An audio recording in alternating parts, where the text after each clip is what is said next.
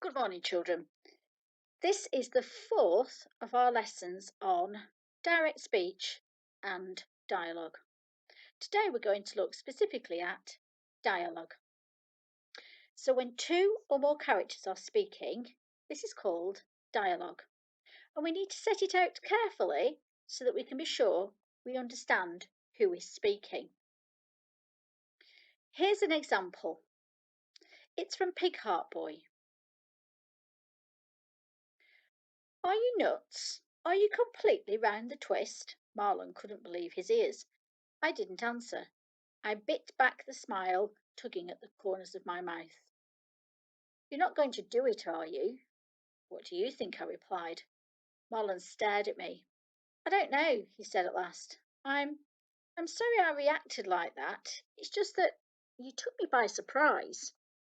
I shrugged, then added quickly, but this is between you and me, right? You're not going to tell anyone? Not your sister, not Rashid or Andrew, not even your mum and dad. Promise? I promise. Marlon raised his right hand. What you're going to tell everyone after it's over? I'll tell them that I had a heart transplant, which will be true. And what about when people ask where the heart came from? Why would anyone ask me that? And besides, if they do, I'll just say a suitable donor was found at the last minute, and I was lucky to get the heart. But from a pig? You can see dialogue has got a set of rules about when we start a new line, how we indicate who's speaking. What I'd like you to do in a minute is pause the video and see if you can come up with a list of rules for punctuating dialogue. Pause the video now.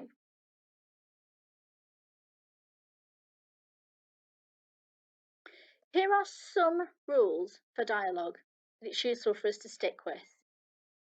When a new speaker speaks, we start a new line, or when a different speaker speaks, we start a new line. Inverted commas go around the actual speech, the direct speech. Some of the punctuation is inside the inverted commas. Capital letters introduce a speech, just like we know, and lowercase letters when speech restarts after being split by a verb. Those are all the things that we practiced. The only thing that we haven't practiced a lot is this one, a new speaker and a new line. So when a different person speaks, they start a new line. Let's just go back and have a look. Can you see where Marlon is speaking and where Cameron is speaking? This is Marlon. Are you nuts? Are you completely round the twist? This is Marlon. And then I didn't answer. I bit back the smile tugging at the corner of my mouth. And Marlon says, you're not going to do it, are you? And Cameron says, what do you think? And then Marlon says, I don't know. I'm sorry I reacted like that. It's just that you took me by surprise. I shrugged and then added quickly, so this is now Cameron again. But this is between you and me, right? You're not going to tell anyone, not your sister, not Rashid and Andrew, not even your mum and dad. Promise? And Marlon says, I promise.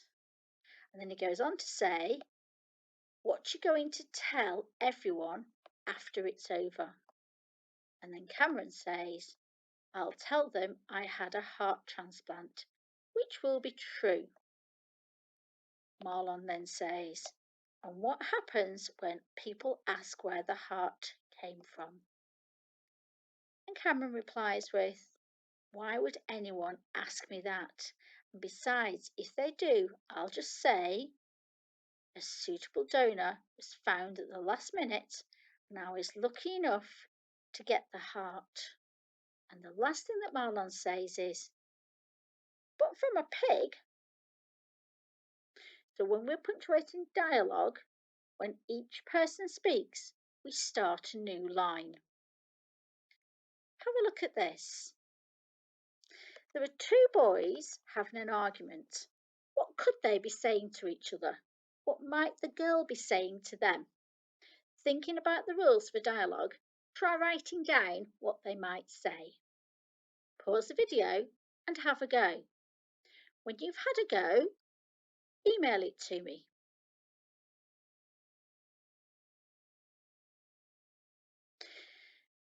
Now that you've finished your dialogue, I hope you can send it to me. Let's have a look at this one. I've had a go at the dialogue, but I think I've made some mistakes. Can you spot any of them? Pause the video and see what you think. Okay, let's look and see if we can spot any mistakes.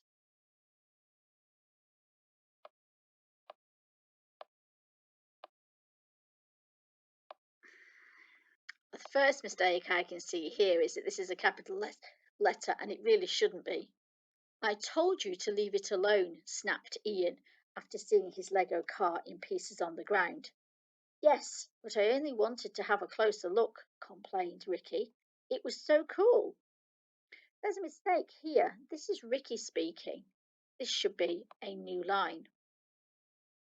And I think there's something missing here. Can you spot what it is? Yeah, I need a comma there.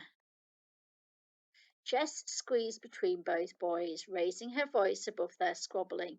It's only Lego. You can always make another one, Ian. Ricky, you need to apologise now.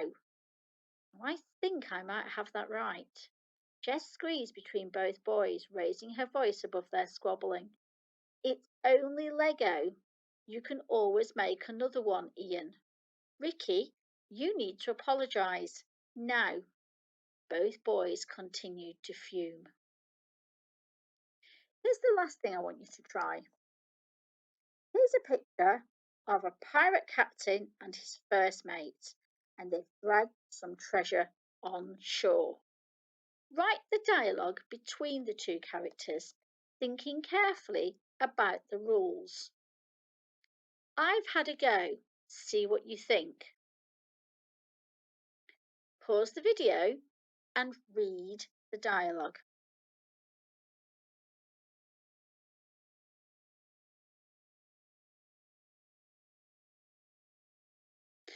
Now you have a go at writing a conversation, some dialogue between the two pirates.